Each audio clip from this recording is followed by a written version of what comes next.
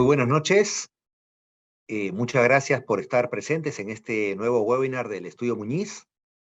En esta ocasión vamos a analizar las principales implicancias del nuevo reglamento de la Ley de Teletrabajo en una figura comparada con la Ley de Teletrabajo para que puedan ustedes apreciar más nítidamente cuáles son los aportes que ha hecho el reglamento que conjuntamente con la ley tienen como fecha de vigencia o de entrada en vigencia el 27 de abril como fecha máxima. Ya podemos acogernos a la ley y al reglamento de teletrabajo, a este nuevo régimen legal de teletrabajo, pero como fecha máxima tenemos el 27 de abril. Vamos a dar inicio entonces a la exposición. El temario que les propongo, siguiente lámina por favor, es básicamente, en primer lugar, hablar sobre las precisiones a las modalidades de teletrabajo que ha traído consigo el reglamento. Luego, cuál es el contenido mínimo que debe tener el contrato de teletrabajo o el acuerdo de cambio o adecuación al teletrabajo, tanto en base a lo que contiene la ley como lo que dice el reglamento. Cuáles son los derechos del teletrabajador. El punto más álgido de la polémica generada hasta ahora respecto al texto del reglamento era si se debía o no compensar el uso de equipos, luz e internet del teletrabajador por parte del empleador, si el empleador debía pagar o no una compensación económica por estos insumos aportados por el teletrabajador. Luego vamos a ver los temas de seguridad y salud en el trabajo y finalmente las infracciones laborales que se pueden cometer por parte del empleador en el teletrabajo, hablando de infracciones leves, graves y muy graves y las consecuentes sanciones. Siguiente lámina, por favor. Bien, recordarán ustedes que el 2013 se dio una primera ley de teletrabajo que fue un fracaso total. Solamente se registraron 2.300 contratos de teletrabajo en el país hasta el año 2020, cuando empezó la pandemia y comenzó el trabajo remoto. Básicamente porque las empresas eran muy reacias a implementar el teletrabajo, prefiriendo por encima de todo el trabajo presencial, y porque además el teletrabajo en ese momento traía consigo un costo laboral adicional, que era que el empleador debía pagar la compensación económica al trabajador. Evidentemente, los empleadores no quisieron hacerlo y entonces fue muy poco difundido, muy pocas veces aplicada la ley de teletrabajo de aquel entonces. Pero cuando llega la pandemia y entramos a cuarentena, todos encerrados en casa, el trabajo remoto aparece como una figura jurídica de reemplazo del teletrabajo transitoriamente durante la etapa de duración de la pandemia, en virtud del decreto de urgencia 026-2020, y se produce un boom de trabajo virtual, ¿no? Todos pasamos a ser trabajadores remotos y el trabajo remoto nos acompañó durante toda la pandemia hasta fin del año pasado. En realidad, no debió continuar el trabajo remoto legalmente hablando, pero por un comunicado del Ministerio de Trabajo que, desesperado por no haber sacado a tiempo el reglamento de la ley de teletrabajo, dispuso de facto que el trabajo remoto continúe hasta que se empalme con el teletrabajo, con lo cual el trabajo remoto puede continuar hasta el 26 de abril, porque al día siguiente entrará en vigencia ya plenamente la ley, el reglamento de teletrabajo.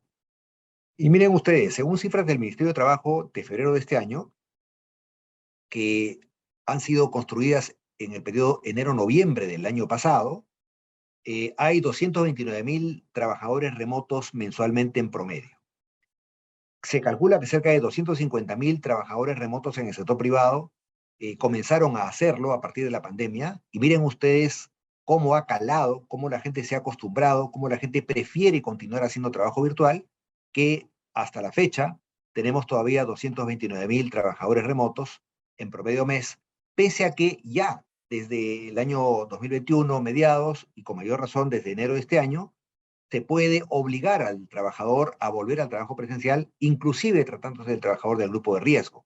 Y por grupo de riesgo estamos hablando de mujeres embarazadas y trabajadores con comorbilidades, ¿no? Entonces, realmente, y lo dicen las encuestas, la gente en la medida de lo posible quiere continuar haciendo trabajo virtual, por lo menos parcialmente, en lo que se llama la figura del trabajo remoto híbrido, ¿no? Bueno, lámina previa, por favor. En buena cuenta, en ese contexto se da la ley de teletrabajo, la nueva ley, la 31572, publicada el 11 de septiembre, y el plazo para emisión del reglamento, según esta ley, era el 9 de diciembre del año pasado, a propuesta del Ministerio de Trabajo, en coordinación con Servir y PCM.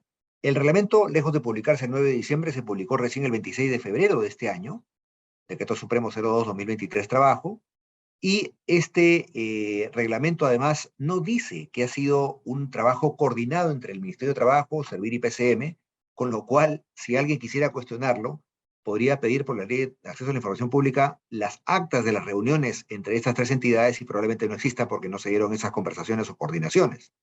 Razón por la cual podría declararse nulo el reglamento en su origen por no haber cumplido con el mandato de la ley de que sea un trabajo hecho tripartitamente por estas entidades públicas.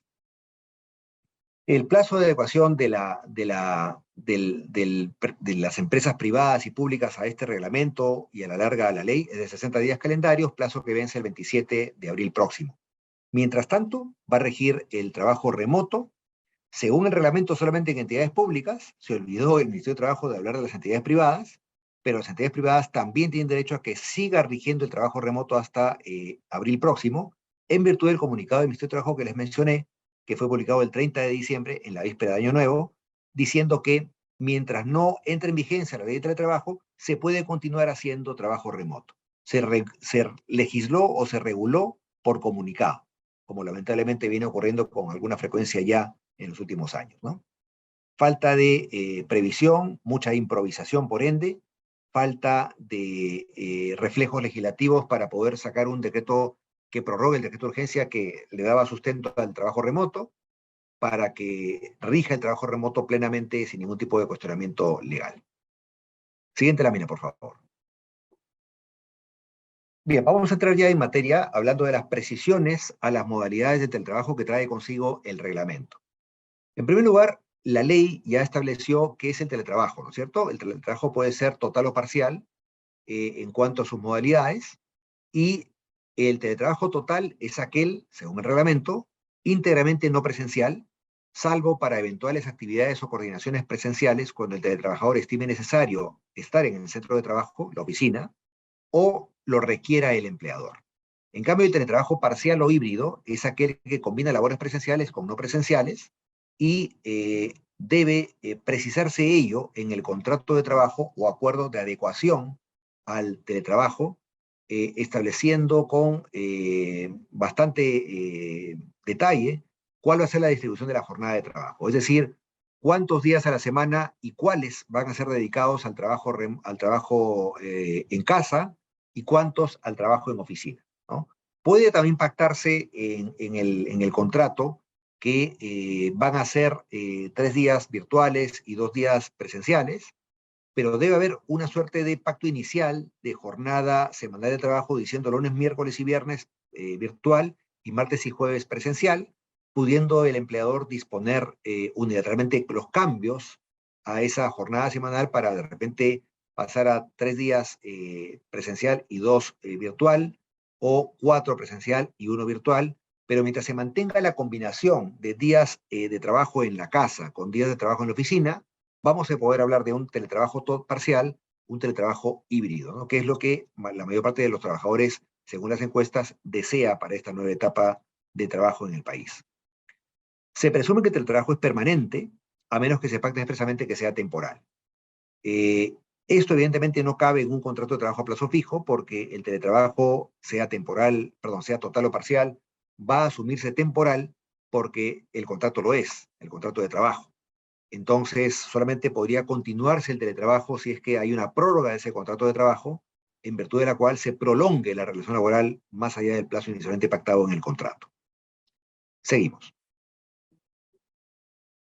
Un aspecto que puede generar cierta polémica y que de hecho el día de hoy a nivel nacional en las empresas del Estado y en las entidades públicas en general ha reflejado la primera vez que se aplica esta situación, y en concreto la ley de teletrabajo, es cuando por razones, en este caso de caso fortuito, inundaciones, desastres naturales, el empleador decide cambiar de trabajo presencial a teletrabajo y ordena a sus trabajadores, sin pacto o sin aceptación de ellos, a que hoy se trabaje en casa en lugar de trabajar en las oficinas. Esa posibilidad está prevista en el reglamento de la ley de teletrabajo como una posibilidad legal, viable, por la cual el empleador puede ordenar o disponer el cambio de la modalidad de trabajo por razones claramente justificadas. Pero la regla es que se pase de trabajo presencial a teletrabajo o viceversa por acuerdo de partes. La primera excepción es que el trabajador puede solicitar el cambio a teletrabajo y el empleador debe responderle en 10 días útiles. En este caso, es un trabajador que hace labor presencial que quiere pasar a teletrabajo. El empleador le responde entonces en 10 días útiles y si la respuesta es negativa, el empleador debe sustentar las razones de la decisión. ¿Por qué razón este trabajador presencial no puede hacer teletrabajo? Si no responde el empleador en ese plazo, entonces se asume aprobada la solicitud. Sin embargo, también cabe la posibilidad de que hoy en día un trabajador remoto quiera continuar en trabajo virtual a través de la continuación vía teletrabajo. Le pide al empleador que eso ocurra y el empleador también tiene un plazo de 10 días para responderle. Entonces, ¿cuáles pueden ser las respuestas? ¿Cuáles pueden ser las razones por las que el empleador considera que no, que ese trabajador remoto ya debe volver al trabajo presencial y no continuar en el trabajo virtual en la figura del teletrabajo? Pueden ser razones como, por ejemplo, que hay una capacidad instalada ociosa en la planta, en la oficina, en el centro de trabajo que es de propiedad del empleador y el empleador quiere ocuparlo. De modo tal que, por esa razón, pide u ordena, mejor dicho, que el trabajador vuelva al trabajo presencial. Otra razón puede ser la productividad. Ocurre en los call centers, ¿no? Donde se ha podido apreciar que el trabajador virtual, el trabajador remoto, es menos productivo porque está menos controlado directamente que en el trabajo presencial. Entonces, las empresas exigen a sus trabajadores que vuelvan del trabajo remoto al trabajo presencial por esa razón, por tener un mayor control del tiempo de trabajo y de la actividad desarrollada en el mismo, y por tener la posibilidad de una mayor productividad, probado además esto con la estadística prepandemia. Entonces, estas pueden ser razones atendibles por las cuales, pese a que por funciones el trabajador podría continuar haciendo trabajo virtual, ahora en la figura del teletrabajo, el empleador decide que no, que vuelva al trabajo presencial. Y veremos la casuística de Sunafil porque probablemente más de un trabajador se queje en el sentido de que considere que es un acto de hostilidad del empleador el no permitirle continuar haciendo trabajo virtual. Es el caso, por ejemplo, de una madre lactante o una trabajadora embarazada, que son obviamente población vulnerable, que podrían decir, bueno, yo he venido haciendo trabajo remoto, así que quiero continuar haciéndolo en la figura del teletrabajo, y el empleador le dice que no, que tiene que volver a trabajar, a ser empleada bancaria como recibidor pagador, a ser una oficinista, a ser una secretaria, a ser una recepcionista, a ser una profesora de educación inicial, ¿no es cierto? Y la pregunta es, ¿esa trabajadora embarazada o esa trabajadora lactante tiene el derecho a que el empleador le continúe brindando la posibilidad de hacer trabajo virtual en la figura de teletrabajo? La respuesta es depende. Porque si el médico ocupacional de la empresa dice que efectivamente el trabajo que va a hacer esa trabajadora la expone al contagio con el COVID, entonces esa trabajadora tiene derecho a que continúe trabajando remotamente. Pero si el médico ocupacional concluye de que esa trabajadora, por el puesto y las funciones que va a desarrollar, por ejemplo, no va a estar en contacto con el público, o si lo está, va a estar con una protección física que le impida la posibilidad del contacto y el contagio, entonces esa trabajadora va a tener que volver al trabajo presencial si así se lo pide el empleador. Entonces miren ustedes que el hecho de que una trabajadora o trabajador pueda ser vulnerable no implica la imposibilidad de que el empleador pueda obligarlo a retornar al trabajo presencial. Salvo casos absolutamente claros, como por ejemplo el de un discapacitado, que pues por razones de desplazamiento le es muy complicado volver al trabajo presencial y por esa razón, habiéndolo hecho bien, pide al empleador que continúe con el trabajo remoto. Si el empleador al cabo de los 10 días no le responde, entonces el trabajador asume que debe continuar con el teletrabajo, o si le responde en sentido negativo, probablemente el trabajador pueda reclamar un acto de hostilidad de Sunafil para que Sunafil obligue al empleador a que efectivamente continúe haciendo teletrabajo en la forma de trabajo virtual. De modo tal que depende del caso del vulnerable, el empleador tendrá o no tendrá argumentos para poder obligar al trabajador a volver al trabajo presencial. La segunda excepción es precisamente la que comentaba que ha ocurrido hoy día con el gobierno de cara a las entidades públicas, en el sentido de disponer que se pase de teletrabajo, perdón, de trabajo presencial a teletrabajo, o en la entidad privada, como por ejemplo los colegios, que se pase de una enseñanza presencial, como la que había comenzado en los colegios durante los primeros días de este mes, a una enseñanza virtual, como ocurría en la pandemia, solamente por el día de hoy, ¿no? Entonces, vamos, efectivamente, por mandato normativo o por disposición gubernamental respecto de las entidades empleadoras estatales, se puede usar la facultad directriz que tiene el Estado como empleador para, por razones debidamente motivadas, disponer el cambio de trabajo presencial a teletrabajo o viceversa eh, por, razones, eh, por razones absolutamente atendibles. En este caso no se hizo respetando la anticipación de 10 días útiles que establece el reglamento. Con lo cual, alguien podría cuestionar que lo que dijo ayer la presidenta Boluarte es, de alguna manera, contrario al reglamento de teletrabajo, porque no se comunicó con anticipación debida. De hecho, haberlo dicho a las 8 de la noche generó un problema serio porque los trabajadores ni se enteraron y seguramente fueron al trabajo presencial hoy día con el costo y la demora que seguramente trajo consigo la imposibilidad de moverse desde lugares alejados al centro de trabajo, pero lo cierto es que ya se dio este primer ejemplo o caso de aplicación de esta segunda excepción de cara a la aplicación de la ley de teletrabajo. Para ambas situaciones, la primera excepción y la segunda, debe considerarse las funciones del trabajador, la capacidad de supervisión del empleador, entre otros aspectos, como ya mencioné, ¿no? Siguiente lámina, por favor. Muy bien, el teletrabajo se lleva a cabo normalmente en el domicilio del teletrabajador, pero el domicilio puede estar en el extranjero, puede estar fuera de Perú. Entonces, si es que se acuerda esta posibilidad entre las partes, el empleador acepta que el teletrabajador esté elaborando en el exterior, este teletrabajador debe cumplir con las normas migratorias, tributarias y laborales del país que lo acoge. Evidentemente, una vez que el trabajador se ausenta del Perú 183 días consecutivos, pierde su condición de domiciliado tributario y por ende la empresa ya no está obligada a descontarle la renta de quinta de la nómina de la empresa. Entonces ese trabajador tendrá que pagar bajo ley peruana su impuesto a la renta de quinta categoría al cabo del ejercicio económico. Ese trabajador además tendrá que obtener una visa de trabajo probablemente en el país de destino para que se le permita trabajar, si bien ante una empresa peruana, bajo ley laboral peruana. Entonces es importante que el teletrabajador tenga en cuenta todos estos requisitos, porque de lo contrario no va a poder continuar su trabajo legalmente, no porque la ley peruana se lo impida, sino porque la autoridad migratoria o tributaria del país de destino puede generarle problemas por estos incumplimientos u omisiones, ¿no? Además, el empleador debe requerir el registro de una dirección IP o mecanismo similar del trabajador para permitir una conexión accesible y segura.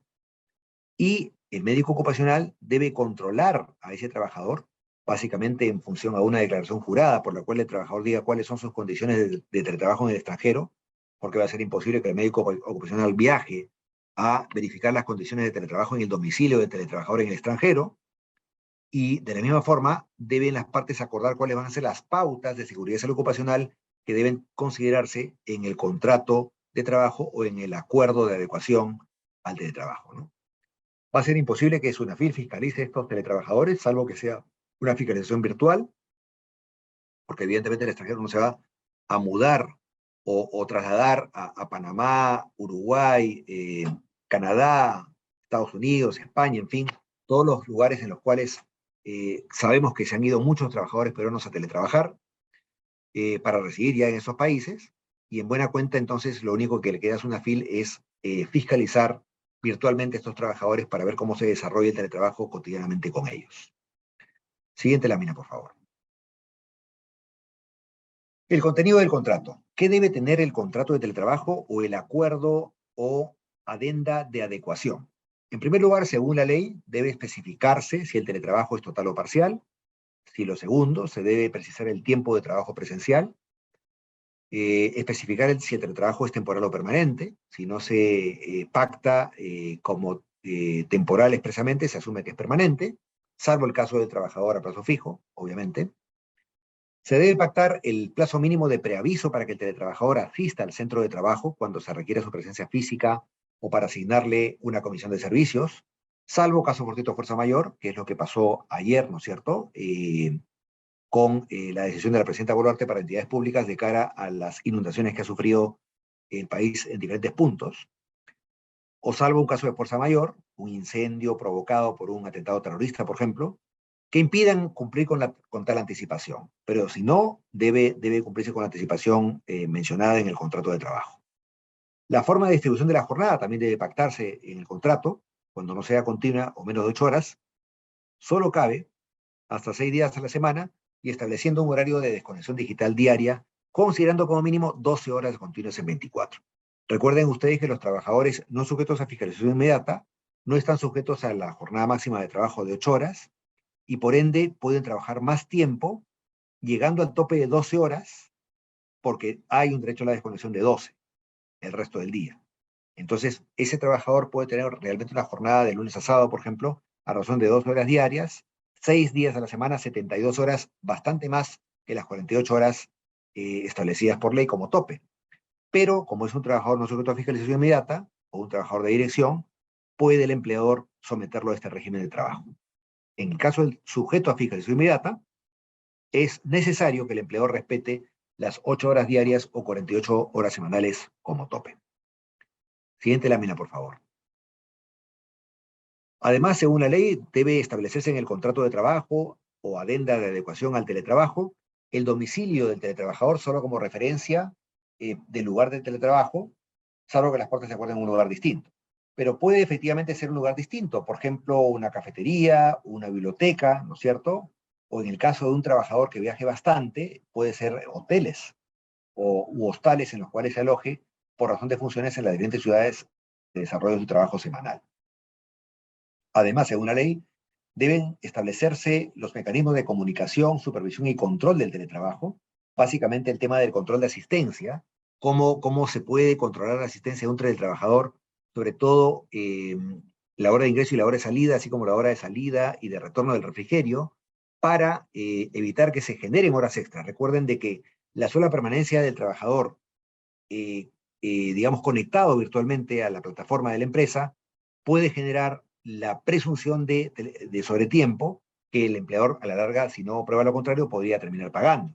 Entonces, definitivamente es muy importante que el teletrabajador sea sometido a controles de marcado de tarjeta virtual para efecto de que no se genere un sobretiempo inexistente en algunos casos. Establecer cuáles van a ser las plataformas y tecnologías digitales, fijar los mecanismos de compensación económica por uso de equipos de teletrabajador y costos asumidos por Internet y electricidad, en caso que así lo pacten las partes, la declaración jurada del trabajador de que no va a usar terceros para el teletrabajo, no va a ser reemplazado por nadie, a menos que el empleador lo acepte, y porque es una obligación de instituto persona la que se pacta con él, solo él y nadie más que él debe teletrabajar. Siguiente lámina, por favor. Y según el reglamento tenemos nuevos aspectos que deben pactarse en el contrato de trabajo o adenda de adecuación al teletrabajo. En primer lugar, fijar las obligaciones que tiene el empleador y los derechos y obligaciones del teletrabajador. En segundo lugar, precisar las medidas de protección contra el hostigamiento sexual virtual, las medidas de seguridad y salud ocupacional y de las de seguridad y confianza digital en el teletrabajo. Noten ustedes que estos son nuevos temas que trae consigo la necesidad de trabajar la modificación de documentos de gestión. Por ejemplo, el Reglamento Interno de Trabajo tiene un capítulo de procesamiento y de más normas de hostigamiento sexual. Pero ese capítulo está pensado en el trabajo presencial. Ahora tenemos que tener una modificación de ese Reglamento Interno de Trabajo para adecuar ese capítulo a lo que es el hostigamiento sexual virtual. Lo mismo en el Reglamento Interno de Seguridad y Salud Ocupacional para lo que es la seguridad ocupacional virtual. Y además incluir también en el Reglamento Interno de Trabajo pautas que regulen la seguridad informática y la privacidad en las comunicaciones del teletrabajador, de modo tal que el empleador, por ejemplo, no puede intervenir sus correos Yahoo, Gmail, Hotmail, que son correos personales, pero que el empleador sí pueda intervenir el correo con número de dominio de la empresa, porque es una plataforma brindada por el empleador para supuestamente ser destinada únicamente a fines laborales y no de otra índole. Y para verificar el empleador, por ejemplo, si es que el trabajador está incurriendo en alguna irregularidad, como entrar información que supuestamente es confidencial. En caso el empleador provea los equipos tecnológicos, detallar las medidas de seguridad y periodicidad de su mantenimiento para asegurar un correcto funcionamiento de los equipos. En caso que el teletrabajador sea discapacitado, el empleador detalla la implementación de ajustes razonables solicitados por el trabajador para que continúe en el trabajo virtual en la forma de teletrabajo. Siguiente lámina. Además, en cuanto a los derechos del teletrabajador, el reglamento precisa que el teletrabajador tiene los mismos derechos individuales y colectivos que el trabajador presencial, salvo aquellos inherentes al trabajo presencial. Por ejemplo, la asignación por transporte, que como sabemos es aquella cantidad de dinero que da el empleador al trabajador para cubrir su gasto de traslado desde el domicilio del trabajador hasta su centro de trabajo antes del inicio de la jornada laboral y del centro de trabajo al domicilio del trabajador después de la jornada laboral. O también la alimentación subsidiada parcial o totalmente en el centro de trabajo, en el comedor de la empresa, la planta, etcétera, con un concesionario que es pagado por el empleador. Obviamente, si el teletrabajador no va a ir al centro de trabajo, no va a tener derecho a esta alimentación subsidiada, u otras condiciones de trabajo como el company car, si es que el teletrabajador no va a moverse de su casa en la jornada laboral y va a ser un trabajador sedentario, cosa que no era en el centro de trabajo, en el trabajo presencial, donde se desplazaba para visitar proveedores y clientes, ¿no? Ahora con la virtualidad, las videoconferencias son más la regla que la excepción, y por ende el trabajo que antes implicaba desplazamiento, ahora probablemente solamente suponga videoconferencias, y en esa medida el company car deja de ser necesario y deja de ser obligatorio para el empleador proporcionarlo al trabajador porque no lo justifica, no lo necesita. Ahora bien, si el teletrabajo es parcial, entonces probablemente sí sea necesario otorgar estos beneficios o condiciones de trabajo de manera proporcional a los días en los cuales se va a llevar a cabo el trabajo presencial, ¿no? No en los días en los cuales haya teletrabajo. El empleador tampoco puede acceder a los documentos y comunicaciones originados con motivo del teletrabajo, inclusive vía la plataforma de la empresa y con mails llegados o remitidos al correo electrónico con nombre de dominio de la empresa del trabajador sin previo aviso de este. O sea, tiene este que ser comunicado por el empleador de que el empleador intervenir, acceder, fiscalizar los correos electrónicos que ya de por sí el trabajador autorizó en el contrato de trabajo o en el convenio de adecuación al teletrabajo, que sean fiscalizados por el empleador cuando el empleador lo determine pertinente. De esa manera no habrá una vulneración a la privacidad del trabajador y no habrá una infracción u hostilidad que pudiera cometer el empleador. Siguiente lámina, por favor. El empleador no puede realizar captaciones y o grabaciones de la imagen o la voz del teletrabajador sin su consentimiento previo y expreso, salvo que no sea necesario tal consentimiento por la naturaleza de funciones como ocurre en los call centers o las compañías de seguridad. De lo contrario, noten ustedes que esto debería ser pactado en el contrato de trabajo o en la adenda de adecuación para que el teletrabajador dé su consentimiento para este tipo de acciones de parte del empleador. El empleador no puede implementar cualquier otro mecanismo de coordinación, control y o supervisión que afecte la intimidad, la privacidad y la inviolabilidad de las comunicaciones y documentos privados del teletrabajador, como podría ser ingresar a sus correos Gmail o Yahoo. Claro, pero sí puede pactar el empleador que los correos electrónicos con nombre de dominio de la empresa pueden ser objeto de fiscalización en su uso para fines estrictamente laborales. El empleador no puede ingresar al lugar donde se realiza el teletrabajo sin previa autorización del teletrabajador, obviamente, si es el caso del domicilio del teletrabajador con mayor razón, pero esto no restringe la facultad del empleador de verificar el cumplimiento de lo acordado para realizar el teletrabajo. O sea, si en el acuerdo de trabajo, en el contrato de trabajo, en el acuerdo de adecuación, se pacta que el empleador está facultado a ir a la casa del teletrabajador 2 o 3 veces al año o cuando lo disponga pertinente, entonces evidentemente ahí sí hay posibilidad de que el empleador ejerce esa facultad sin que el teletrabajador pueda alegar que es una vulneración a su intimidad domiciliaria. Siguiente lámina, por favor. Ahora bien, en cuanto a la compensación económica, en la ley tenemos una contradicción entre los artículos 19.1 y 20.2. ¿En qué consiste esta contradicción? Según el artículo 19.1, la regla es que el empleador proporciona al teletrabajador en los equipos e Internet. Por excepción, las partes pueden acordar que el teletrabajador aporte sus equipos a Internet, en cuyo caso el empleador lo compensa salvo pacto en contrario. En cualquier caso, se compensa también el consumo de energía eléctrica salvo pacto en contrario. Entonces, cabe que se acuerde que el teletrabajador asume todos los costos del teletrabajo y el empleador no asume ningún costo.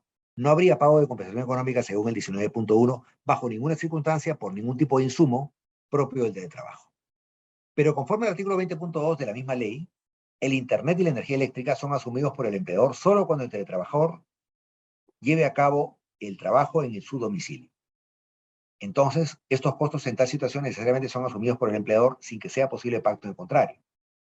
Entonces, la pregunta es si el reglamento respeta esta pauta del 20.2 o no. Siguiente lámina, por favor. El reglamento toma partido por la primera norma. ¿Por qué razón?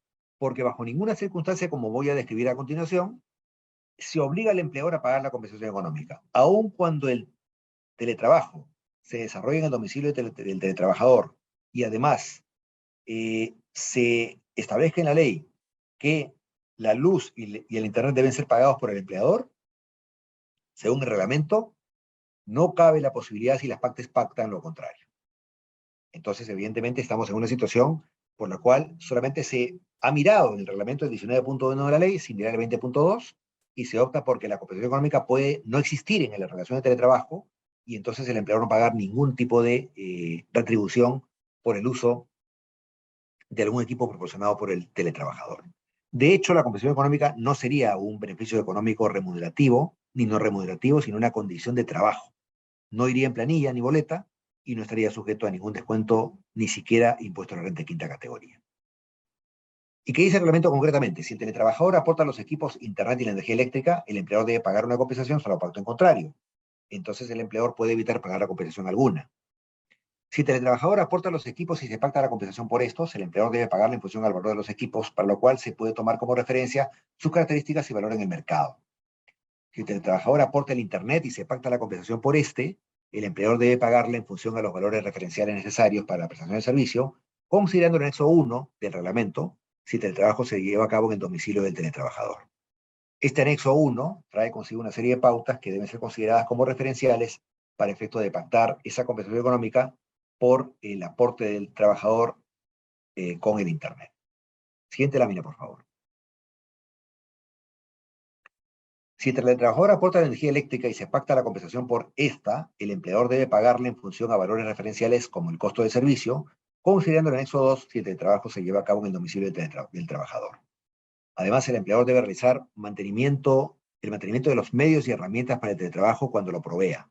Obviamente, ¿no? Mantener la computadora, mantener la laptop, mantener la PC, mantener el mouse, mantener el teclado, y sobre todo mantener los programas que corren como software para que siempre estén disponibles para el uso del teletrabajador. Y el anexo 1 del reglamento establece los valores para el cálculo del consumo del servicio de Internet para el 2023 en base al departamento en que se lleva a cabo el teletrabajo o región, el operador del servicio de Internet, el plan contratado, la tecnología usada, la velocidad contratada y la tarifa con IGB. En cambio, en el anexo 2 se establecen los valores para el cálculo del consumo eléctrico para el 2023, considerando el tipo del equipo, si es un equipo PC, laptop, tablet, etc., la fuente router para Internet y foco LED por watts y kilowatts por 8 horas por día y 20 días laborales por mes. Se incluye en el cálculo la reposición y mantenimiento de la conectividad. Estas tablas son referenciales y si las empresas pactan con los trabajadores el reconocimiento de algún tipo de insumo para el teletrabajo, deben considerarse estos factores como una pauta para considerar el monto a pagar, ¿no? El monto a pagar puede ser menor o mayor, pero definitivamente si es menor, el trabajador, perdón, podría cuestionar al empleador en una denuncia ante SUNAFIL como acto de hostilidad porque no le alcanza para cubrir su costo de energía eléctrica o para cubrir su costo de Internet y por ende podría un inspector de SUNAFIL obligar al empleador a pagar por lo menos lo que establece el anexo 1 o el anexo 2 respectivamente. Siguiente lámina, por favor. Se abre todo un horizonte novedoso en materia de seguridad y salud ocupacional porque definitivamente hasta ahora se ha trabajado mucho este tema en materia de trabajo presencial, pero se ha trabajado muy poco en materia de trabajo virtual. De hecho, hay una experiencia ya de 2 años respecto de lo que fue el trabajo remoto durante la pandemia, pero lo que sí podría decirse es que las normas de trabajo remoto en esta materia eran bastante genéricas y por ende dejaban mucho en la voluntad del empleador establecer las pautas de SST que sean propicias para desarrollar el trabajo remoto. En cambio, ahora en el teletrabajo, la ley y el reglamento son mucho más específicas y establecen parámetros en base a los cuales debe construirse una política de SST en la empresa que garantice un trabajo seguro virtual. En la ley se dice que el empleador identifica los peligros, evalúa los riesgos e implementa las medidas correctivas a que está expuesto el teletrabajador, para lo cual el teletrabajador brinda todas las facilidades de acceso del empleador en su lugar habitual de teletrabajo, que suele ser su domicilio. Pero por acuerdo de partes puede implementarse un mecanismo de autoevaluación para la identificación de los peligros y riesgos en base a un formulario. El trabajador tiene que, en ese caso, llenar el formulario en base a una capacitación que ha tenido previamente por parte del empleador.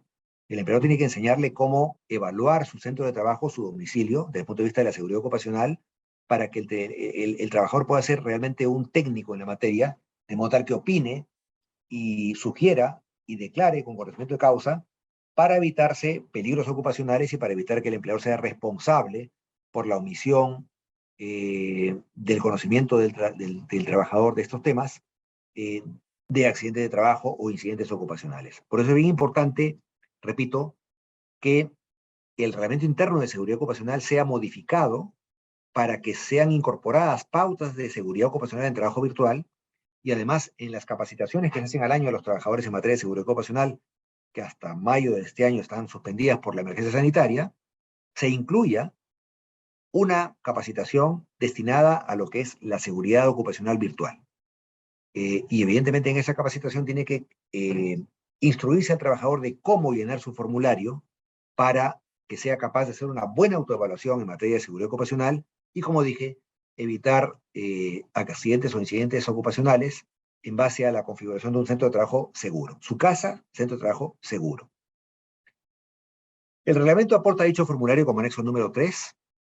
Dice que debe evaluarse solo el espacio habilitado para el teletrabajo, o sea, dentro de la casa, no toda la casa, sino el lugar que únicamente se destina por el trabajador para hacer teletrabajo, teniendo en cuenta los riesgos físicos, químicos, biológicos, locativos, eléctricos, ergonómicos y psicosociales, en base a la información contenida en el anexo número 4. En otras palabras, el anexo número 4 va a ser, creo yo, el índice de lo que debería ser materia de la capacitación que haga el empleador, está obligado a hacerlo por la ley, del teletrabajador para que sea capaz de una autoevaluación suficiente y eficaz de cara a, repito, hacer de su domicilio un centro de trabajo seguro. Entonces ahí tenemos dos tareas concretas, ¿no? Modificar el reglamento interno de seguridad ocupacional y capacitar al trabajador para que sea una persona instruida en materia de seguridad ocupacional virtual. Estas son dos tareas que los empleadores tienen que comenzar a ejecutar cuanto antes. Siguiente lámina, por favor. Además, ante un accidente de trabajo, según el reglamento, debe tenerse en cuenta que el teletrabajador debe conocer los mecanismos de actuación y comunicar al empleador lo señalado según el anexo 4, o sea, debe haber sido capacitado previamente para poder saber cómo reaccionar y cómo comunicar y cómo actuar ante un accidente ocupacional. Eso, si no prueba el empleador que ha sido materia de capacitación al trabajador, lamentablemente supone una omisión que puede dar lugar a una multa por parte de SUNAFIL. El teletrabajador debe demostrar que la lesión o daño se produjo en el lugar de trabajo durante la jornada y con herramientas de teletrabajo, porque de lo contrario, no hay un accidente de trabajo. El teletrabajador está expuesto a muchos riesgos en su domicilio, de hecho sale del domicilio y puede accidentarse, y sin embargo, solamente será considerado una ocurrencia ocupacional, un accidente o incidente, si la lesión o daño se produjo en el lugar de trabajo, o sea, el domicilio del trabajador fundamentalmente, durante la jornada y con las herramientas de teletrabajo. El empleador realiza la investigación del accidente con participación del comité ocupacional o con participación del supervisor de seguridad y salud ocupacional para evaluar si dicho suceso es o no un accidente de trabajo y si lo es, desarrollar una investigación de las causas, estándares y subestándares que motivaron o que ocasionaron ese accidente de trabajo. Siguiente lámina, por favor. Vamos terminando. Según la ley, son infracciones las siguientes incumplimientos. De carácter leve, no comunicar al teletrabajador las condiciones de seguridad y salud, o impedir la concurrencia del teletrabajador al centro de trabajo para realizar las consultas relativas a su relación laboral, al manejo de sistemas o programas específicos que le permitan realizar su labor, o participar en actividades de bienestar u otros. El reglamento añade como una infracción leve no consignar los datos mínimos en el contrato de trabajo o en el convenio de cambio de teletrabajo. Por eso es muy importante que el contenido del contrato de trabajo o de adenda de adecuación sea el exactamente exigido por la ley y el reglamento. Es un documento amplio. Nosotros estamos llanos a facilitarles algunos proyectos de esos documentos para acompañarlos en su personalización en el caso concreto que tengamos de teletrabajadores en el centro de trabajo de vuestras empresas, de cara a ayudarlos también con lo colateral, que es el trabajo con documentos de gestión, para que podamos tener un marco normativo interno de teletrabajo absolutamente blindado contra inspecciones de UNAPIR que nos digan por ahí que hemos omitido una cosa o la otra. Siguiente lámina, por favor. Son infracciones graves, según la ley, cambiar de trabajo presencial a teletrabajo o viceversa sin el consentimiento del teletrabajador, excepto los cambios que disponga el empleador en uso de su facultad directriz y por razones debidamente sustentadas. El reglamento añade al respecto los casos de caso fortuito o fuerza mayor o cuando se declare el estado de emergencia y dio fuerza el teletrabajo. También es una grave infracción, según la ley, no cumplir con la provisión de los equipos o de Internet cuando corresponda, cuando se pacte ello como obligación del empleador, o la capacitación del teletrabajador. Por esto es muy importante capacitar al teletrabajador en eso, en hostigamiento sexual virtual, en seguridad ocupacional virtual, en seguridad informática virtual y además en derecho a la intimidad y inviolabilidad de sus comunicaciones. También es una infracción grave no pagar la compensación al trabajador cuando se pacte ello en el contrato de trabajo o adenda de adecuación. El reglamento agrega las siguientes infracciones graves: no proveer o mantener los equipos, internet u otra condición de trabajo necesaria para el teletrabajo, no otorgar al teletrabajador los mismos beneficios y derechos del teletrabajador presencial, excepto aquellas obligaciones meramente formales o documentales tipificadas como infracción leve, afectar la naturaleza del vínculo laboral, la categoría, la remuneración u otros beneficios con cambio de la modalidad del trabajo, impedir que el teletrabajador decida el lugar de teletrabajo, salvo que éste no cuente con las condiciones digitales y de comunicación necesarias, o que represente su domicilio un riesgo para la seguridad ocupacional del teletrabajador, y no sustentar las razones que justifican la denegatoria a la solicitud del trabajador de cambio de modalidad de trabajo. Aquí vamos a tener seguramente los primeros casos de inspecciones laborales por supuesta hostilidad. El teletrabajador quiere, el trabajador remoto, perdón, quiere seguir en trabajo virtual en la forma de teletrabajo y la empresa no se lo permite. Le exige que vuelva al trabajo presencial. Ahí vamos a tener seguramente las primeras denuncias ante SUNAFIL para ver qué entiende SUNAFIL por una razón atendible para justificar la denegatoria del empleador de continuar en el trabajo virtual. Siguiente lámina, por favor. Y se considera como infracción muy grave no respetar el derecho a la desconexión digital. Miren ustedes el énfasis que le pone la ley en esto, ¿no? Es decir, para la ley el teletrabajo es una forma de ganar equilibrio vital en cuanto a tiempo laboral y tiempo familiar o personal. Si no se respeta la desconexión digital, esas 12 horas de descanso por lo menos que tiene que tener el trabajador, para la ley esta es una infracción muy grave, que se sanciona con la más alta multa. Y el reglamento añade que también es una infracción muy grave no respetar la intimidad, la privacidad y la inviolabilidad de las comunicaciones y documentos privados del teletrabajador sin su consentimiento, con excepciones legalmente previstas. O sea, cabe que el empleador logre el consentimiento del trabajador para fiscalizar sus correos electrónicos, y también cabe que, así no lo haya logrado el empleador, legalmente esté prevista la posibilidad que el empleador pueda fiscalizar esos documentos, esas comunicaciones del teletrabajador por razones seguramente atendibles, ¿no? Noten ustedes cómo el reglamento trae consigo una serie de nuevas infracciones, que es posible porque la ley permite que el reglamento de teletrabajo pueda incorporar cambios al reglamento de inspecciones laborales, que es un reglamento que está facultado a su vez por la ley de inspecciones para determinar la tipicidad de las infracciones y las sanciones. Es curioso, legalmente, normalmente solo por ley se pueden establecer infracciones y sanciones, pero en materia laboral también cabe que por decreto supremo se puedan establecer infracciones y sanciones. Así que estas nuevas infracciones creadas por el reglamento son lamentablemente legales y tenemos que estar atentos a no cometerlas para evitar la aplicación de multas u otras sanciones. Y terminamos con la última lámina. Uso de tecnologías en el centro de trabajo. ¿Puede el empleador acceder a los emails enviados y recibidos desde las cuentas corporativas asignadas para las labores a los trabajadores? Sí. La respuesta es sí, y básicamente por la Ley de Protección de Datos Personales del 2011, según la cual los medios de comunicación privados solamente pueden ser intervenidos por orden judicial, pero los medios proporcionados por el empleador sí pueden ser intervenidos si el empleador logra que el trabajador autorice, acepte esta posibilidad en el contrato de trabajo, en un convenio o adenda posterior o en el convenio de adecuación ante el trabajo. En otros supuestos no cabe la posibilidad de hacerlo y además el empleador podría incurrir en un delito informático y también en una falta civil que puede dar lugar a una demanda indemnizatoria por daños y perjuicios sumamente alta en función al, peligro, al perjuicio que se le haya causado al teletrabajador, ¿no? La jurisprudencia del Tribunal Constitucional es oscilante, no hay una posición por ahora firme en una dirección concreta y reconocible, pero lo cierto es que ha ido evolucionando desde la disposición por la cual solo por orden judicial se puede intervenir un correo electrónico del trabajador, inclusive en el correo de nombre de dominio de la empresa, hasta una posición en la cual eh, puede el empleador establecer como política y puesta en conocimiento del trabajador que cabe la posibilidad que el empleador revise los correos electrónicos en el correo de la empresa asignado al trabajador y con mayor razón si es que esto es pactado en el contrato de trabajo o en una adenda posterior, ¿no? De modo tal que recomendamos esto para efectos de que se pueda hacer uso de la fiscalización, que va a ser muy necesaria ahora en el trabajo virtual. El trabajo virtual ha venido para quedarse. Creo que es lo mejor que ha traído consigo la pandemia. Nos forzó la vida y la naturaleza a encerrarnos y continuar trabajando de una manera que no habíamos imaginado sea posible desarrollar. Éramos escépticos al trabajo virtual. Habían algunos centros de trabajo donde ya una de las pautas de beneficios laborales era un día a la semana puedes hacer home office, pero no era la regla.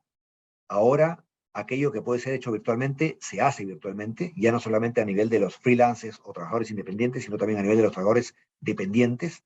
Las reuniones son básicamente virtuales y esto supone un enorme logro del mercado laboral en términos de optimización del tiempo de trabajo y sobre todo de incremento de la productividad.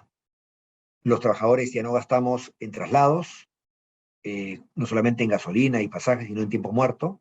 No gastamos en alimentación, no gastamos en ropa si no nos dan uniforme de trabajo y sobre todo recuperamos tiempo para la vida personal y familiar.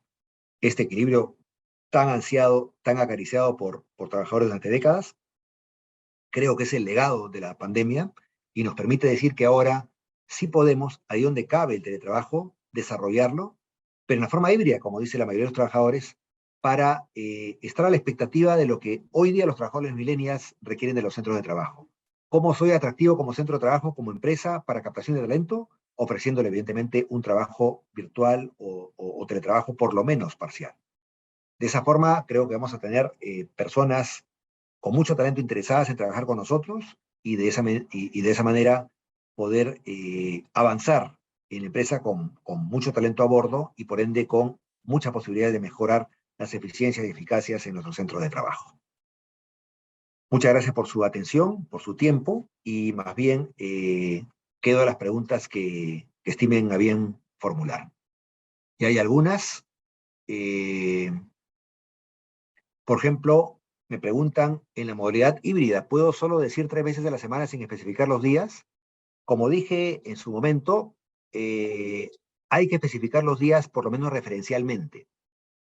Se puede decir, por ejemplo, se va a trabajar presencialmente lunes, miércoles y viernes y virtualmente martes y jueves, pero el empleador queda facultado a cambiar esta programación, manteniendo obviamente el trabajo híbrido conforme lo requiera la empresa, para que haya esa flexibilidad para que el trabajador, perdón, para que el empleador pueda disponer cuándo se debe hacer trabajo presencial y cuándo trabajo virtual.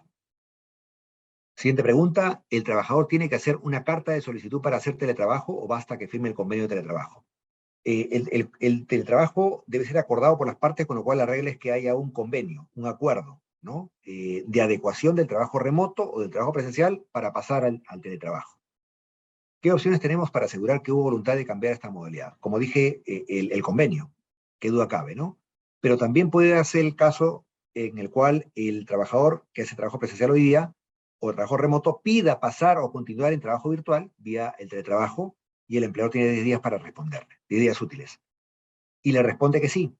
Entonces ya se abre la posibilidad de firmar un convenio de pase al teletrabajo. Luego tenemos la siguiente pregunta. Los 183 días se aplica desde el año siguiente, sí, efectivamente. O sea, la pérdida del domicilio tributario se da al año siguiente de haber acumulado 183 días consecutivos fuera del Perú.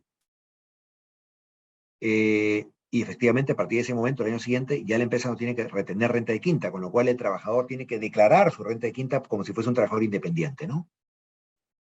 Pero, curiosamente, el empleador sí tiene que seguir pagando los aportes a la AFP, salud y, por ejemplo, EPS, si es el compromiso que ha asumido con el trabajador, lo cual es un poco absurdo, ¿no? Porque si el trabajador está en el extranjero, no va a tenerse en salud ni en la EPS. Entonces, debería la ley o el reglamento permitir que se exonere al empleador de pagar estos tributos sociales para permitir que el trabajador, subvencionado en parte por el empleador, pueda contratar un seguro médico en el país en el cual está residiendo, cuando estamos hablando del teletrabajo en el extranjero. Luego, otra pregunta dice, si en el contrato se dice que iré miércoles y jueves a la oficina, pero en algunas semanas me hacen ir otros días, ¿es esto correcto? Como dije, se puede pactar que efectivamente como jornada semanal inicial y referencial de trabajo se va miércoles y jueves a la oficina, trabajo presencial, pero que el empleador puede disponer el cambio de estos días por otros, ¿no? Manteniendo siempre en la semana días de trabajo presencial y días de teletrabajo. ¿No? Luego tenemos la siguiente pregunta.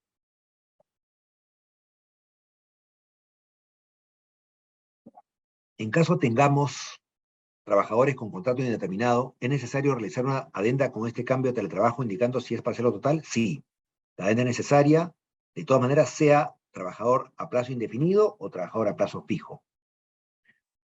Eh, Nuevamente la pregunta, ¿se debe especificar un horario o se puede indicar en porcentaje? Por ejemplo, el 45% del tiempo es presencial y el 55% virtual. No, tiene que precisarse un horario referencial por lo menos. Repito, dándole al empleador la facultad de cambiar estos días de trabajo presencial y virtual, chocolatearlos, tener la existencia del trabajo virtual con el presencial. Las compensaciones económicas recaen también en las pequeñas empresas. A ver, eh, recuerden que eh, esta ley de teletrabajo es absolutamente transversal. O sea, no se aplica solamente a los 728, sino se aplica también a los 276, se aplica también a los CAS y se aplica también inclusive a los jóvenes en formación laboral juvenil o a los practicantes, porque es una norma que se aplica a todo tipo de prestación laboral o no laboral en una empresa pública o privada, con lo cual también aplica para las pymes. Nosotros en la empresa usamos una plataforma tecnológica, un software que es instalado en la computadora de cada trabajador, que nos brinda información de todas las webs y plataformas que el teletrabajador visita y usa. El uso de esta plataforma es desde conocimiento del teletrabajador. Les hemos enviado un mail a cada uno y tenemos la recepción del envío por cada teletrabajador. Basta con un mail de confirmación con el teletrabajador. O es mejor dejar constancia en un contrato, adenda o documento firmado. ¿Qué es lo más conveniente? No, yo creo que lo más conveniente es definitivamente celebrar un convenio de adecuación de la relación laboral al teletrabajo, porque además ahí podemos justamente detallar el uso de esta plataforma para que el teletrabajador plasme el trabajo virtual o el trabajo a distancia. Y además de darle a ese convenio toda la información o todo el contenido que ya hemos visto tiene que tener el contrato de teletrabajo, ¿no? Para que pueda ser válido y para que no tengamos problemas después con las inspecciones de una fila y con posibles multas.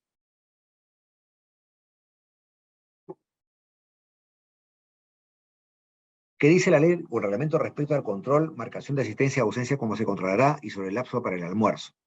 Bueno, lo que dice el reglamento es que el contrato de teletrabajo o la adenda de adecuación tienen que justamente precisar estas cosas. O sea, el trabajador sujeto a fiscalización, el que hace horas extras si se le paga o se le compensa, tiene que tener un mecanismo de control de hora de ingreso y de salida, que puede ser la hora de conexión y la hora de la desconexión, así como un mecanismo de control de la hora de inicio de refrigerio y la hora de término de refrigerio. Virtualmente se puede establecer ello y además tiene que ser pactado en el documento, como menciono, para que cumplamos con este requisito del reglamento. La siguiente pregunta ya se respondió. La ley o el reglamento establecen cómo se manejarán los sobretiempos, horas extras. Ya lo hemos visto. En el tema de desconexión digital se debe considerar invasión si por WhatsApp envía mensajes solicitando información de temas cotidianos, siendo temas no de emergencia. Claro, efectivamente, ¿no? Es decir, el derecho a la desconexión supone que el trabajador se desconecta por completo a partir de la hora número 13, de toda vía de comunicación, mail, WhatsApp, Messenger o cualquier otra vía de comunicación. Lo que puede ocurrir es que el empleador le envíe un correo electrónico, por ejemplo, fuera del horario de trabajo o fuera de las 12 horas, ya en en el tiempo de desconexión, pero el trabajador no está obligado a responder. Si el empleador en ese tiempo de desconexión insiste con el trabajador para que le responda bajo amenaza de sanción, entonces ahí está el empleador quebrantando el derecho a la desconexión y cometiendo una infracción muy grave, que puede ser objeto de una multa muy alta por parte de SUNAFIL. Entonces, definitivamente estamos hablando de que el solo envío de correos electrónicos o WhatsApps no implica la obligación de responder del trabajador si está fuera de su jornada o ya en su tiempo de desconexión. Pero si el empleador lo fuerza o quiere que le responda, ahí estamos vulnerando el derecho al descanso del teletrabajador. Si mi empresa finalmente decide retornar a presencial desde el 28 de abril, ¿puede algún trabajador negarse? ¿Tendría la empresa que justificarse? Bueno, en realidad, desde el 1 de enero, la empresa puede obligar a todos sus trabajadores, salvo excepciones, a volver al trabajo presencial. Pero si la empresa lo decide hacer el 28 de abril, en realidad no tiene que justificarse, salvo que el trabajador quiera seguir, si está en teletrabajo o trabajo remoto, quiere seguir en esta forma de trabajo virtual. Entonces ahí tiene que pedirle al empleador para que le permita continuar así, y el empleador tiene 10 días para responderle. Si le responde que no, tiene que justificar sus argumentos, tiene que dar las razones por las cuales le dice que no. Y si el trabajador no está contento con ello, lo puede denunciar ante SUNAFIL. Y se arma un conflicto y una primera inspección por el tema, ¿no? El software de mensajería instantánea, WhatsApp o Telegram, que no es proporcionado por el empleador, ¿es acaso reconocido como canal formal para comunicaciones con el trabajador? Sí, si es que efectivamente el empleador es consciente y tiene conocimiento de estos canales de comunicación y los usa, ¿no? Sí, efectivamente. No solamente la plataforma del empleador en cuanto a correo electrónico con nombre de dominio de la empresa es la única por la cual se pueden comunicar empleador y trabajador en el teletrabajo. Caben otras plataformas, ¿no? Así que cualquier forma puede ser usada. El tema es la seguridad. Efectivamente, hay seguridad en los WhatsApp, hay seguridad en el Telegram, hay seguridad en el Messenger, y esto tiene que ser regulado por el empleador en políticas internas, en reglamentos internos y en el contrato de trabajo. Entonces, es bien importante, y no solamente eso, sino capacitar al trabajador en ello. Es bien importante que el trabajador garantice la seguridad informática para que se pueda canalizar la comunicación entre ambas partes de una manera segura.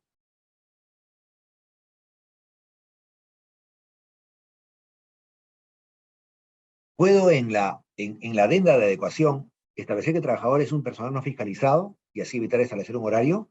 Sí, efectivamente, puede establecerse que el teletrabajador es un sujeto no fiscalizado, decir por qué, cuáles son las funciones que justifican esta calificación, y puede pactarse un horario de trabajo meramente referencial, porque el no sujeto a la fiscalización no está sujeto a la jornada máxima de trabajo y por ende no tiene derecho a horas extras. Entonces, en ese caso la jornada será referencial, pero tenemos que pactar igual una jornada de trabajo en el contrato o convenio de adecuación. ¿Es necesario colocar el horario específico en el contrato de trabajo, en el contrato de trabajo en todos los casos? Sí, sí, es obligatorio, ¿no? Como ya lo dije. En materia de SST, ¿qué deficiencias o vacíos se encuentran en el reglamento en comparación de otros países? Bueno, el anexo 4 es bastante completo, creo yo, en materia de las enfermedades ocupacionales o los riesgos ocupacionales que, que pueden darse en el trabajo sedentario virtual, pero creo que ese anexo 4 debió desarrollar un poquito más cómo se va a modificar el IPERC, porque el IPERC tiene que ser modificado para incluir dentro de los escenarios de riesgo y del mapa de riesgos, por ende, a los domicilios de los trabajadores. Ese es otro documento de gestión que tiene que ser modificado con apoyo legal y con apoyo técnico del Departamento de Seguridad Ocupacional, y creo que el reglamento aporta muy poco al respecto. Bien, ¿el convenio tiene alguna formalidad? No tiene ninguna formalidad. Ya hemos visto cuáles son las pautas que deben preverse en el convenio de adecuación al teletrabajo. No tiene que presentarse al Ministerio de Trabajo, pero si llega un inspector, lo va a pedir. Entonces ahí tenemos que presentarlo, ¿no? Por eso es que tiene que firmarse, ¿no? Puede firmarse virtualmente también. Hasta mayo tenemos la posibilidad de enviar documentos y recibir documentos laborales virtualmente, pero por lo menos con firma escaneada o con mail de aceptación respecto del contenido del convenio, ¿no? Los practicantes pre-profesionales pueden realizar trabajo remoto, lo están realizando de hecho ahora y pueden hacer también teletrabajo, no hay ningún problema. Nosotros podemos enviarle los proyectos de adecuación, de convenio de adecuación con mucho gusto, y lo piden a su laboralista o a su taché, para efecto de poder ayudarlos con ello, así como poder ayudarlos también en plan de trabajo, de cómo ir modificando progresivamente los documentos de gestión para adecuarnos plenamente a la ley y el reglamento y llegar al 27 de abril con todo en regla. La MIPES tiene que cumplir con todo, tal cual se indica, sí, sí, lamentablemente sí, ¿no? ¿Los convenios con practicantes siguen la misma formalidad? Bueno, sí, efectivamente, un convenio de educación si es que se quiere hacer teletrabajo con ellos, ¿no? Pero puede también pasarse al trabajo presencial.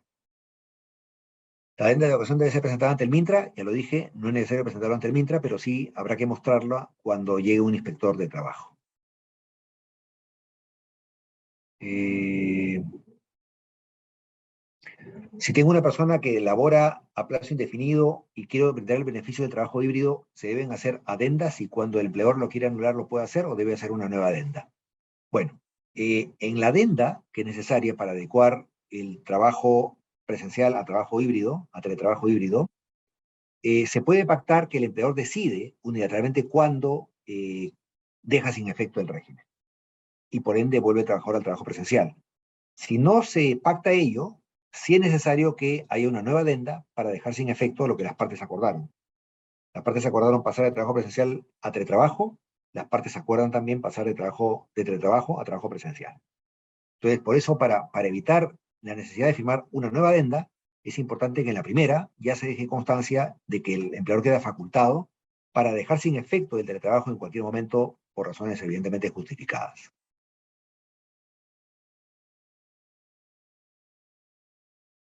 Es cierto que cuando una empresa es 100% digital, todos son teletrabajadores, sí o sí debe compensar al teletrabajador, por tanto no cabe pacto en contrario.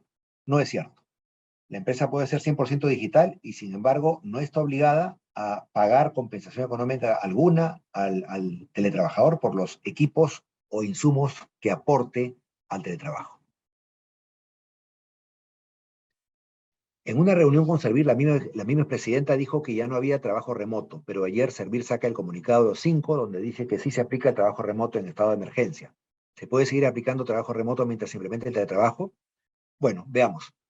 El reglamento del teletrabajo ha dicho que pese a que la ley de teletrabajo ya feneció en diciembre pasado, se puede aplicar trabajo remoto todavía en las entidades públicas inclusive hasta el 27 de abril. A partir del 27 de abril, el empleador público decidirá si es que continúa el trabajo virtual en la forma de teletrabajo o los trabajadores vuelven plenamente al trabajo presencial. Pero efectivamente todavía cabe la posibilidad de que se aplique trabajo remoto en empresas públicas o privadas hasta el 27 de abril. El trabajador que no es parte de la población vulnerable debe justificar el cambio de modalidad de teletrabajo, en qué medida o basta la sola solicitud. El trabajador que no es vulnerable y que hoy día está haciendo trabajo remoto puede pedir que pase a teletrabajo, lo que puede ser también el que hoy día está haciendo trabajo presencial. Y el empleador, repito, tiene 10 días útiles para responderle. Si le dice que no, tiene que justificar las razones por qué no. Si le dice que sí, no hay problema, obviamente. Y en esas razones que ha esgrimido el empleador para justificar por qué no, puede haber un margen de protesta de parte del trabajador a través de una denuncia ante SUNAFIL por hostilidad. Y podríamos tener, como dije, los primeros casos de aplicación de la ley de teletrabajo ante SUNAFIL. ¿Qué pasa si el trabajador no acepta firmar el convenio de cambio a teletrabajo? Bueno, en ese caso no habrá teletrabajo, solamente habrá trabajo presencial, salvo que el empleador tenga razones atendibles para obligar a que ese trabajador presencial pase a teletrabajo o viceversa, ¿no? Pero bueno, si no hay convenio, entonces estamos en las dos excepciones que había mencionado como habilitantes para que el empleador implemente unilateralmente el trabajo remoto o teletrabajo cuando lo considere pertinente.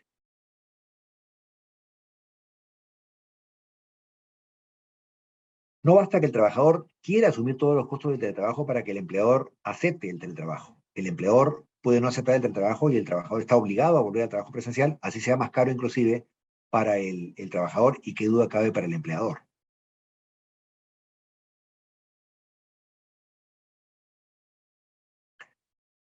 Si la empresa requiere que un trabajador acuda a una capacitación o evento, ya sea de un día a más, ¿podría negarse el trabajador? ¿O si le aviso con los días de anticipación que indica el reglamento y no acude, podría sancionarlo? Sí, el trabajador no puede negarse a asistir a una capacitación en teletrabajo, pero siempre y cuando sea en el tiempo laborable, o sea, en la jornada laboral o en el tiempo que no sea de desconexión. Pero si el empleador pretende obligarlo a asistir a la capacitación en tiempo que no sea laborable, entonces el trabajador puede negarse. Pero si la capacitación es en tiempo laborable y el trabajador se niega, puede ser sancionado, evidentemente. ¿El contrato de teletrabajo tiene que ser tanto para trabajador estable como contrato a plazo fijo? Sí, efectivamente, ¿no? Cabe en ambos supuestos.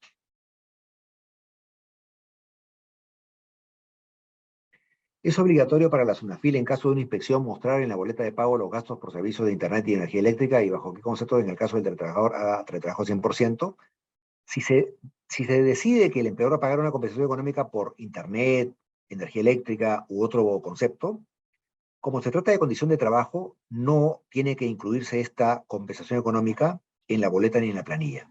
Y no puede exigirlo SUNAFIL, porque la condición de trabajo, según el DS 001-98 trabajo, no es obligatorio consignarlo en la boleta ni planilla.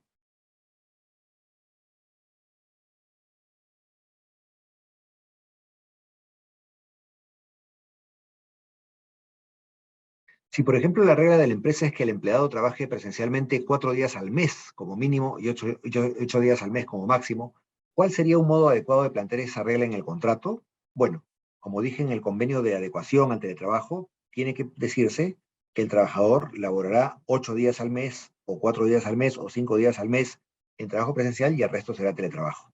Y que de repente el empleador queda facultado para decir cuáles serían los días en los cuales el trabajador haga trabajo presencial como excepción al teletrabajo del resto del mes. En el caso que se haga teletrabajo híbrido, el empleador está obligado a cubrir los gastos del teletrabajo o es bajo mutuo acuerdo. Es bajo mutuo acuerdo. No hay obligación por la cual el empleador tenga que cubrir esa compensación económica necesariamente. Solamente si lo acuerdan ambas partes, esto es posible.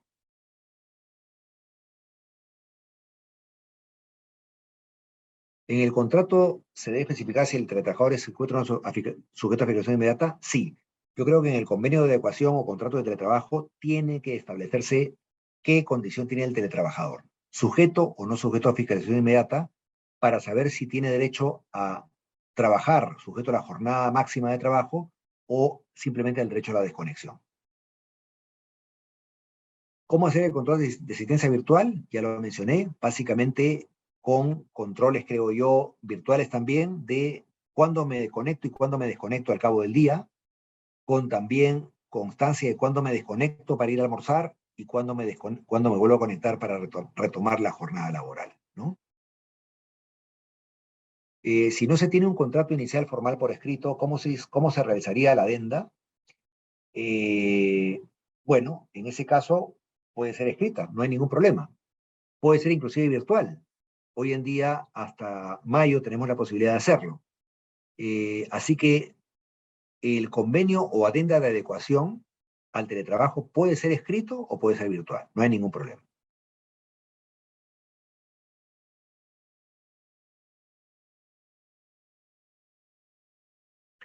Bueno, el resto de las preguntas ya las respondí. Vamos a ver si hay algún tema nuevo. En el teletrabajo realizado en el extranjero, ¿se toma en cuenta las horas laborables peruanas o depende del contrato de trabajo o acuerdo de cambio de modalidad? Depende del contrato de trabajo o acuerdo de cambio de modalidad, pero claro, bajo las reglas peruanas, ¿no? O sea, respetar las 8 horas diarias del trabajador sujeto a fiscalización y respetar las 12 horas diarias del trabajador no sujeto a fiscalización, el que está sujeto al derecho a la desconexión. Personal de dirección que confianza debe firmar el convenio, sí. Todo trabajador que haga teletrabajo, cual sea su condición o categoría ocupacional, debe firmar el convenio de adecuación necesariamente.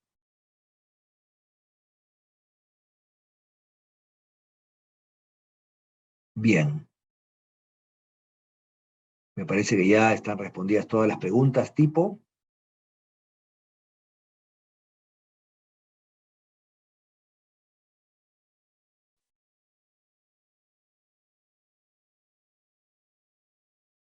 Sí. Bueno, no me queda más que agradecerles mucho su atención. Espero que les haya servido este webinar. Y los esperamos en próximos webinars que el estudio pueda programar o convocar para apoyarlo siempre en el desarrollo y análisis de las novedades legales que pudiera plantear nuestro gobierno, nuestro Congreso, o también las novedades normativas que pueda traer consigo la jurisprudencia peruana, tanto judicial como administrativa. En este país definitivamente tenemos cambios constantes y todo el tiempo estamos sujetos a actualización normativa para poder continuar operando legalmente, para desarrollar nuestras actividades legalmente y sobre todo para evitar multas de parte de las autoridades públicas, ¿no?